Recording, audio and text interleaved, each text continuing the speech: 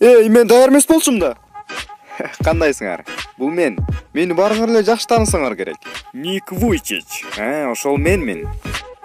Мен ар дайым күлүп, жаркылдап жүргөндү жакшы көрөм. Мен маанайымды эч качан түшүргүм келбейт. Анан мен жашоомо эч качан нааразы болбойм. Суда сүзөм, тоо ойнойм. Мен нога эле ыраазымын. Тооктун куйругунда болгон нерсени көрдүм, нога эле ыраазымын. Ушу менен бардык жумуштарды бүтүрөм мен. Кызыктуу китептерди жазам, компьютерларды билем, бардык нерсени бүтүрөм мен ушул менен. Бир жолу кызык окуя болду. Мен негизи эс алганды жакшы көрөм. Сууга сүзүүгө, муз тебүүгө чыгып калам. Анан адамдар мени биринчи жолу көргөндө, деп оозторуна таң калып калышат. Анан мен да жөн турбай, ой, буту колум каяка кетип калды деп коям.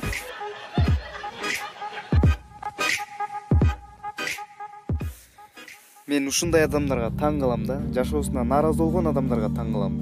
Жөнү жок, себеби жок, колу буту бар туруп, бардык нерсеси бар туруп, ден соолугу жайында бардыгына шүгүр дебейби десең? Биз анткени билбейбиз. Тигил нерсем жок, бул нерсем жок. Мен буга жетишим керек. Ушинтип эле бактысыз боло беребиз. Сен толук бактылуу болгонго сенде бардык нерсе бар. Мени карачы, мен колум жок, бутум жок болсо дагы мен бактылуу адаммын. Силер колуңар бар, бутуңар бар, ден соолугуңар бар. Анда дагы менчелик бактылуу эмессиңер. Бактылуу болуу үчүн жашооңо жаратканга ыраазы болуш керек экен. Кичинекей кезимде мага ушундай жаман ойлор келчү. Менин колум бутум жок. Эмнеге мен ушундай болуп жаралып калдым?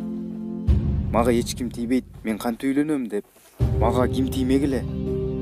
Эгер мен аялымды колума көтөрүп, аны кучактай албасам, көрсө бул ойлордун баары жашооңо нааразы болгондо келет экен. Көрсө андай эмес экен да. Мен жашоону сүйөм, ушунчалык сүйөм. Менден адамдар таң калып сурашат. Сен эмнеге дайыма жаркылдап, кырып күлүп жүрөсүң депчи. Мен аларга бул өтө узун окуя деп айтып берем. Бирок бул узун окуя жөнөкөй эле нерсе. Мага дагы минтип жаркылдап күлүп жүрүш өтө оор болгон. Анткени жаш кезде, кичинекей кезиңде көп нерсени түшүнбөйт экенсиң. Бала чакта балалык кылып, эмнеге менин колум жок, эмнеге бутум жок деп аябай бактысыз болуп, күлбөй жүргөн күндөрүм өткөн. Бирок айтарым, сабырдуу болуш керек экен. Бактылуулук бул сенин сабырыңдын артында экен да. Ошо сабырыңдын артында катылып турат экен. Сабыр кылыш керек экен көп нерсеге. Менин азыр келинчегим бар, балдарым бар. Мен алардын колун кармай албасам дагы, мен алардын жүрөгүн кармай алам. Сенин колуңдан бардык нерсе келет. Бардык нерсе келет сенин колуңдан. Мен бир нерсени жасай албайм, бул нерсе менин колуман келбейт деп эч качан ойлобогун. Сенин колуңан баары келет. Баары келет. Карагылачы канчалаган адамдардын баары колуман келбейт деп эч нерсе кыла албай жүрүшөт. Колдору бар, буттары бар. Ар бир адам өзгөчө. Сен дагы өзгөчө адамсың. Сен өзүңдү эч качан башкалардан ылдый көрбөгүн. Унутпагын, сен өзгөчө адамсың. Сенин колуңан баары келет. Сен сулуу, акыл эстүү, бардык нерсе келет. Мендей болсоң да бир жөн керек болсо менин колуман баары келет.